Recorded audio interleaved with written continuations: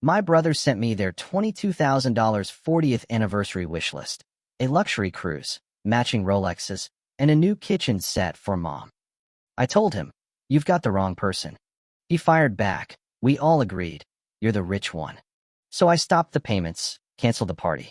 And by morning, nobody could enter their house. Oh, the sheer audacity. I'd always been the family's bedrock, the silent workhorse, but nothing, and I mean nothing, prepared me for the day they decided I was their personal ATM, funding a luxury cruise I didn't even know existed. Look, I'm Daniel, 36, the oldest kid, the one who always had his life together, or at least everyone thought I did. I work in hospital IT, the guy who gets panic calls at 2 a.m. because a system froze mid-surgery.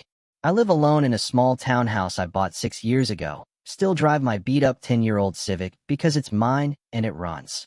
I make decent money, comfortable, if I don't breathe wrong. But to my family? To Mom, Lorna, Dad, Mark, my brother, Jason, the salesman/hobby guru, and my sister, Liv, who rotates jobs faster than phone cases. They treated my comfortable like I was Jeff Bezos with a coupon binder. I was the default fixer, the one who filed taxes, negotiated phone bills, called insurance companies. I was holding the rope, pretending it wasn't burning my hands, and honestly, for years, I just accepted it. Then last Sunday, the phone exploded. It was the family group chat, buzzing like a swarm of angry bees. Anniversary planning popped up like a calendar invite to a headache. Jason, always the instigator, had dropped a link. Registry is live. Everyone add to cart ASAP so we can lock stuff in. Mom deserves it. A second message, just as blunt. Don't be cheap. This is a once-in-a-lifetime event. My stomach did that short drop you get on a fast elevator. I clicked. The page loaded.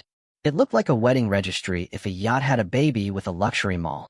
A 7-night, all-inclusive Mediterranean cruise, suite level, for $22,000, for $180. 2 Rolex Datejusts, his and hers, $18,600. A gourmet kitchen appliance bundle, $9,200. A full house deep clean and a landscaper for $2,300. Even the anniversary dinner at Aurelia, a private room, was a $4,000 minimum. And beneath all that, little horrors, a $500 balloon arch, a $1,200 photo experience, custom napkins, champagne walls, a harpist. I scrolled down, and that's when I saw it. In shimmering gold, like some twisted badge of honor, it read, "Primary sponsor, Daniel M." My jaw dropped. I hadn't signed anything. I hadn't even known you could make a registry for an anniversary. Jason pinged me directly, the little dots of his message appearing fast. "Bro, call the cruise line contact by noon to put the deposit. Use your card, and we'll sort the rest later." I typed back, my fingers numb. "You've got the wrong person." He didn't miss a beat. "We all voted. You're the rich one. Don't start. Don't start." The phrase echoed in my head, flat and tired. Like I was a faucet for money and drama, and this was just a pressure issue. Liv chimed in. "This is for Mom. She never asks for anything." Mom, with her soft text voice, finally entered. "Oh, sweetie. Only if it's not too much trouble." Dad sent a thumbs up. My coffee went stone cold. I stared at the total in a quiet kitchen that suddenly felt hostile. My hands were steady, but it was that kind of steady you get when you're too numb to shake. "Who decided on the primary sponsor?" I asked, trying to keep my voice even. Jason's reply landed like a punch. "Me, Liv, and Mom." Dad added, "It's up to us. Majority wins. Family first." I swallowed the first response. Then the second. I set the phone down like it was hot and walked to the sink. In my chest, a small, familiar click. The one that happens before the loop starts, where I pay, then resent, then apologize for resenting, then pay again. The screen lit up again. "Jason, no excuses. We know what you make." My breath caught. "How do you know what I make?" Then I remembered. Last year, I'd left a W-2 on Mom's table while fixing her printer. When I came back from the store, it was in a different stack. Someone had moved it. Jason's next message was ice cold. "You literally make double what we do. This is not hard." I sipped the cold coffee. It tasted like a dare. "Let's talk about this later," I typed. "Jason, deposit today or we lose the suite." Noon. Liv sent a heart emoji. Mom sent praying hands. I stared at the phone, then at my quiet kitchen, then at the laundry basket. That old mix of obligation and shame started to braid itself around me, the kind that begins as a whisper and ends as a rope. I put the mug down, wiped the counter. It was the only thing I could control for 10 seconds. Then I picked up the phone and opened my banking app. Not to pay, just to stare at the numbers, like weather. Rain in the forecast. Maybe a storm. I closed the app, closed the group chat, set the phone face down. Don't react, I told myself. Not yet. But the first trigger had already been pulled. I didn't become the primary sponsor on Sunday. I was drafted years ago. It started small after college, when Dad got laid off and Mom's hours were cut. I covered their power bill. Just this once. Then a car repair. Then a dentist bill. Then Christmas, New Year's, property tax. Jason was always in a bad month. Liv was figuring herself out.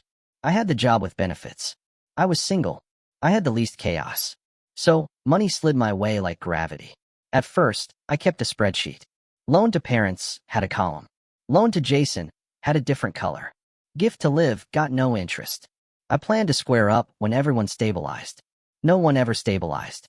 The spreadsheet turned into a confession. I got good at it, negotiating their cable, switching car insurance, setting up auto payments for Mom's prescriptions, putting Dad's phone on my family plan. I told myself I was rescuing them from fees. It would be worse if I didn't. But every rescue brought me a new expectation. Daniel, honey, can you look at the AC? The guy says we need a new compressor. Bro, Venmo me $200. Commission's late. Danny, this is so embarrassing, but I got an overdraft. Can you just spot me until Friday? I always said yes. Saying yes was easier than the meltdown that followed a no. The language shifted. Loan became help. Help became support. Support became responsibility. Mom started saying, "We don't want to be a burden," right before asking for $600. Dad would add, "You know, we did our best," which was true, and also a trap. Jason called me bank bro. He meant it like a joke. It wasn't. Liv cried once because her card got declined at brunch. I drove across town, paid the bill, hugged her on the sidewalk. Her mascara left a mark on my jacket that wouldn't wash out. I wore it anyway. Over time, the requests grew fatter while the thanks got thinner. 3 years ago, Mom had a health scare. Hospital stay, scans, scary words. I paid the out-of-pocket. No question. I would do it again. That's not the part one resent. What got me was what came after. Mom and Dad decided they were owed joy. They started booking little travel while weekend things and asked me to just cover the flights because you want us to have experiences, right? Jason moved into a nicer apartment, called it manifesting abundance. He also called me when rent was due. Liv bought a dog, then a second dog, then an Instagram for the dogs that needed sponsorships. I bought the vet visit when the little one ate a sock. Meanwhile, I gave up on replacing my car. I kept the Civic, patched the bumper after a fender bender, skipped the trip I planned with friends because work got busy. It wasn't work. It was a surprise bill for Mom's dental implant and a temporary loan for Jason's tax bill. When I tried to set boundaries, the family system squeezed me back in. One Thanksgiving, I suggested, I can't do Christmas presents for everyone this year. Let's do Secret Santa, $50 cap. Mom smiled and said, whatever people can afford is fine. Then she told Aunt Sharon I was watching my pennies. Jason laughed, called me Scrooge in the group chat, and posted a Grinch gif. Everyone else sent laughing emojis. Another time, I said, hey, I need you guys to pay your part of the phone plan. It's $35 each. Dad, back in our day, we paid for you. Mom, it's only $35. Jason, bro, why nickel and dime family? Liv, I'll send it when I can. She didn't. I stopped asking. It was easier to fold a losing hand than to argue the rules of the game. When I bought the townhouse, I put the utilities in my name for the first month to get discounts.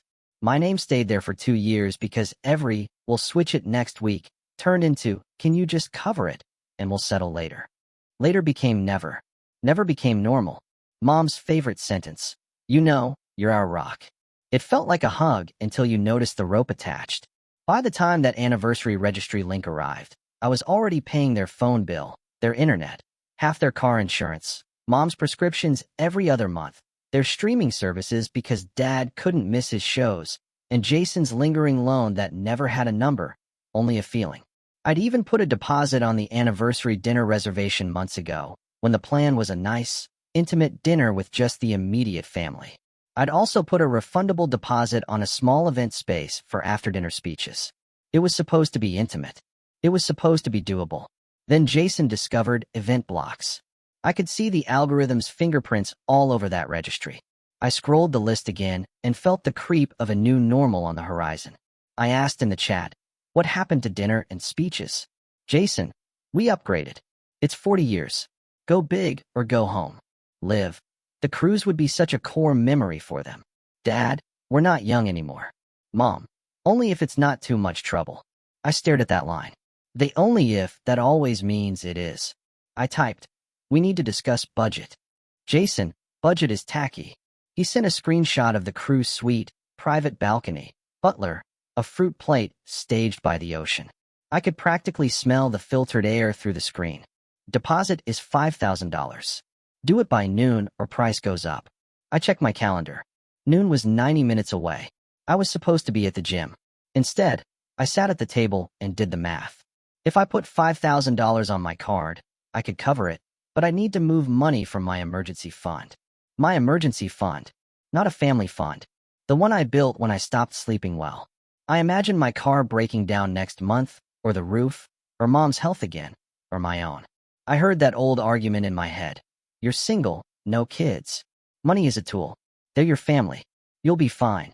Then another voice, newer and shaky, but undeniably real. You are your family, too. The problem wasn't the cruise. The problem was the vote I was never invited to, and the role I never agreed to play. That's the part that finally made me angry. Not loud angry, but cold angry. The kind that organizes receipts. At 11:12 a.m., Jason called. No text this time. I let it ring. He called again. I picked up. Deposit, he said, no hello. We're losing daylight. I'm not putting $5,000 on my card. I said. You're being dramatic, he huffed. We'll settle up. When? He sighed. God, you always need a spreadsheet. Can't you just do this one thing? It's for Mom. It's not one thing, I said. It's never one thing. He went quiet for half a second. Then he switched tactics. We voted. Majority is 3 out of 5. That's democracy. You don't get to vote with my bank account, I said. Family is different, he insisted. I'm family, I countered. I get a vote. You voted no. We overruled. Simple. No, I said. It's not. Silence. Then the thing I knew was coming. Bro, we saw your W-2. He paused, letting it hang in the air. It's not like you can't. I closed my eyes. You went through my papers. My voice was flat. Don't make it creepy. It was on the table, he scoffed. Mom said you wouldn't mind. She was proud. Behind the anger, I heard a smaller sound, embarrassment. They had measured me in a quiet room, then written the number on my forehead. Jason, I said, my voice steady now. I'm not paying the deposit. I'm not the primary sponsor. If you want the cruise, you and Liv can figure out how to pay. He let out a hollow, humorless laugh. Wow. Okay. You're really going to be this guy? This guy who has boundaries? I asked. Yes. He went for the kill shot. Mom will be crushed. I stared at the dark TV screen across from me, saw my own reflection. Tired. Older than 36. Mom will survive a nice dinner, I said. She will not survive me burning out and vanishing. What does that even mean, he snapped. It means I'm done being your bank, I said. Starting now. I could hear him pacing. He does that when he's losing. So, you're canceling the dinner, too? He pushed, trying to hit a nerve. No, I said. I already put a deposit on the dinner months ago. That's my gift. The deposit stays. We will eat. We will toast. We will go home. He scoffed. You're cheap. I've given you 10 years of not cheap, I retorted. I have the receipts. He must have heard something in my voice. He switched to wounded.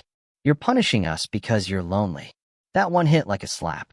I felt the old shame, then watched it pass like a bad commercial. I'm protecting myself, I said. He went full volume. You're a traitor, he yelled. You think you're better than us. Without us, you're nothing. Who are you going to have when you're old? Your laptop? Your Civic? I stood up. My hands were steady again. I'll have a retirement account, I said. Do you want to see the line items of everything I've covered? Because I can share the spreadsheet. The phone bill, the internet, the car insurance, Mom's meds, Jason's taxes, Liv's dogs, the anniversary dinner deposit, The refundable event space, the $6,000 in flights last year, the temporary move-in fees, the overdraft fees, the property tax. He made a choking noise. You kept track. Yes, I said. Because every time I didn't, you told me it wasn't that much. He was quiet. Then he found one last lever.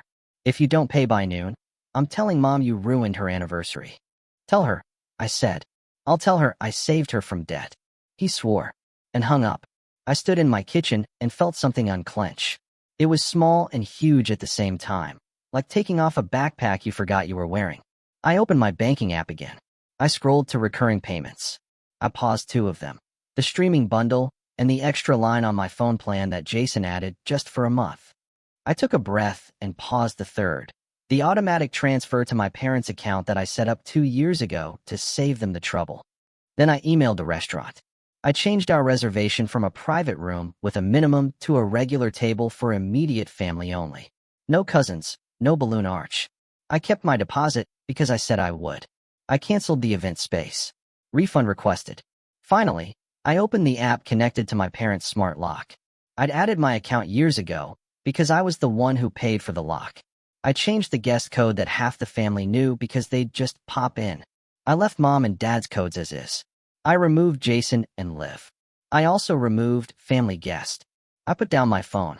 I waited for the explosion. It took 5 minutes. Jason, in the group chat. Are you serious? I can't get in the house. Liv, same. WTF? Mom. Kids, is something wrong with the door? Dad. Door blinking red. I typed. No emergency. I removed guest access. Mom and Dad still have their codes. If you need to visit, ask first. Jason, you're being unfair. Liv, this is so controlling, Dan. Mom, sweetie, can you fix it before I go to my book club? I replied to Mom only. Your code still works. I'll stop by tonight and show you. Then I put my phone on Do Not Disturb and went to the gym. I ran 2 miles and didn't die. By 3 p.m., my phone looked like a beehive. Missed calls, messages, voicemails labeled urgent. The group chat had turned into a theater. Jason, you ruined everything. Liv, you made Mom cry. Aunt Sharon, I don't know what's happening, but your mother is very upset. Mom, Daniel, I don't like fighting. This was supposed to be happy. Dad, we can talk later. I made myself a sandwich. I ate it. I called Mom. She answered on the second ring. I could hear the TV in the background, a talk show audience clapping. Hi, Mom, I said. She exhaled. Oh, honey, I'm coming by after work to show you the door, I said. Your code works. I removed the guest code. That's all. Silence. Then soft. Jason said you canceled the cruise. I didn't cancel the cruise, I said. I never booked it. She took that in. He says you canceled the dinner. I adjusted the reservation. I clarified. We're still going. My gift is the dinner. Just us. No extras. No harps. She tried a different angle. But the cruise would have been so special. For who? I asked, keeping my tone kind. For you? Or for the people watching you? She didn't answer. The TV audience laughed at something. Mom, I said, I love you. I want to celebrate you. I can't fund a show. I won't. She sighed. You know, we didn't do right by money sometimes. I know, I said. And I helped a lot. I know, she said. The words were small, but they were there. I need you to back me, I said. Just this once. Tell Jason and Liv that dinner is enough. If they want the cruise, they can plan it next year and pay for it themselves. She was quiet. Then she said the line that had bruised me since I was 12. I don't want to be in the middle. You put me in the middle, I said, gentle but firm. You, Jason, and Liv voted with my wallet. That is the middle. She didn't argue. She made a soft sound. Then, surprisingly, I hate conflict. I know, I said. So don't make me the conflict so you don't have to feel it. She hummed. Your father says dinner is nice. Good, I said, relief moving through me like warm water. I'll talk to them, she said. No promises. That's fine, I replied. I'm not asking for permission. I'm telling you what I'm doing. I love you. I'll pick you up at 6 on Saturday. We hung up. 20 minutes later, Jason called again. I let it go to voicemail. He texted a screenshot of Mom's message to the chat. We're doing dinner on Saturday. No cruise. Jason. So you manipulated her. Liv, this is so sad. Aunt Sharon. Dinner will be lovely, Dad. What time? Saturday. The tone shifted. Not calm, but less fire. At 5 p.m., I drove to my parents' house with a spare keypad and a printout of the manual, because I know my mother. Mom hugged me at the door. She looked smaller than she did in the chat. Her eyes were puffy. The TV was still on, the audience clapping for a surprise makeover. "Show me," she said. I showed her how to use the app, set Dad's fingerprint. I showed her how to add Jason and Liv temporarily.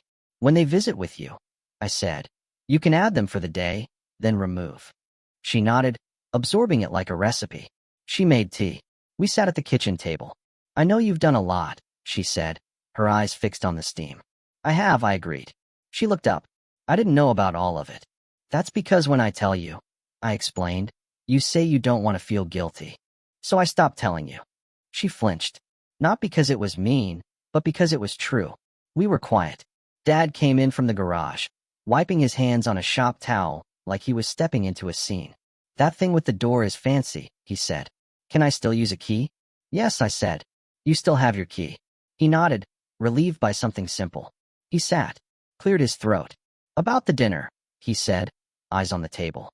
"I told your mother $4,000 for one meal is insane." "It is," I said. He shrugged. "She likes to feel special." "I do too," I said. "Sometimes I'd like to feel like a son and not an ATM." He didn't laugh. He looked at me like he saw me in a new light. "Fair," he said. I took out a folder. Yes, a literal folder. I had printed a one-page summary from the spreadsheet. Not every line, just the totals. Parents, $18,430 over 5 years. Jason, $7,950. Liv, $3,680. Miscellaneous, $2,100. Total, $32,160. Not counting time. Gas. Calling customer service for 3 hours on hold. I slid it across the table. "This is not to shame anyone," I said. "It's to explain why a $5,000 deposit is not just a deposit to me." Mom read it. Her mouth dropped a little. She put her hand over it like a cough. Dad whistled low. "Well, I'll be damned." Mom's eyes filled. "Daniel, I didn't bring this before because it turns into a fight," I said. "Then I'm the bad guy for keeping track." Mom shook her head. "I'm sorry," she said. The words were small, but they existed. "I'm not asking for repayment," I said. "I'm asking for boundaries." Dad nodded. "About time," he said, and I almost laughed. We sat with it. Not comfortable, but real. At 7 p.m., Jason showed up. He rang, and nothing happened because his code didn't work. He knocked. Mom looked at me, like, "Should I?" "It's your house," I said. "You can let him in." She opened the door. Jason came in hot. "This is ridiculous," he fumed. "You locked me out without notice." I didn't rise. "Hi, Jason." He took the folder off the table without asking. He scanned the numbers. He snorted. "You're dramatic." "Those are transactions," I said. "Not feelings." He shoved the paper back. "So what? Money makes you better than us." "No," I said. "Boundaries make me healthier than before." He rolled his eyes. "Therapy speak." "Maybe try it," I said. He flinched. He hated being read. Mom intervened. "Jason, dinner on Saturday. That's the plan." He looked betrayed. "You're taking his side?" "I'm taking my anniversary without debt," she said. It was the strongest sentence I'd heard from her in years. He looked at me like he wanted a new target. I stayed in my chair. I didn't fold my arms. I didn't explain. I let the silence do the work I usually did with 20 words. He huffed and left, muttering something about betrayal. Liv texted later that she was so disappointed and that Mom deserves princess treatment. I wrote back, "Mom deserves love, not bills." Saturday came. I picked up Mom and Dad. Dad wore his suit that only fits if he doesn't breathe too hard. Mom wore a blue dress that matched her eyes. I brought flowers that didn't look like a funeral. We had dinner, not at Aurelia, but at a place where the food is good and the lights are human. We ate. We told stories. Dad cried a little when he talked about how they met. Mom laughed at the part where he spilled coffee on her at the copy machine. No harpist. No balloon arch. A waiter took our photo with my phone. Mom put it on the fridge the next day. Jason and Liv didn't come. They posted a story of cocktails somewhere with a caption, "Self-care." After dinner, we drove by the community center where Mom used to volunteer. There was a small concert. We sat on folding chairs and held little paper programs. Mom squeezed my hand during a piano piece. No one asked me for my card. On Sunday, the sky didn't fall. Jason sulked in the chat.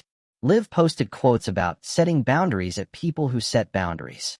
Aunt Sharon sent a long voice memo about family being everything, that somehow left out the part where family pays their own bills. I didn't reply. I went for a walk. I cleaned my kitchen. I opened my banking app and watched the next month bloom with fewer leaks.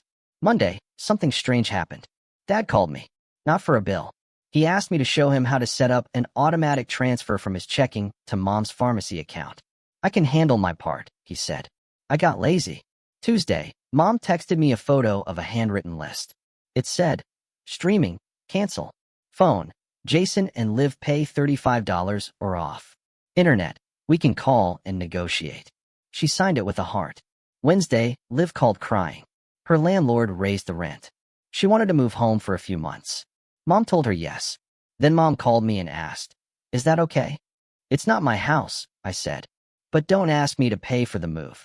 She paused. "Okay," she said. "I won't." Thursday, Jason sent a message that made me put my phone down and breathe. "I got a second job delivering at night. Temporary, whatever." I didn't respond. I didn't need to. He would feel what responsibility feels like. I hoped he might grow a spine from the weight. By the next week, the chat went back to normal in that way families do, pretending everything is fine because everything isn't actively on fire. But something had shifted. A small space opened where my yes used to live. It wasn't empty.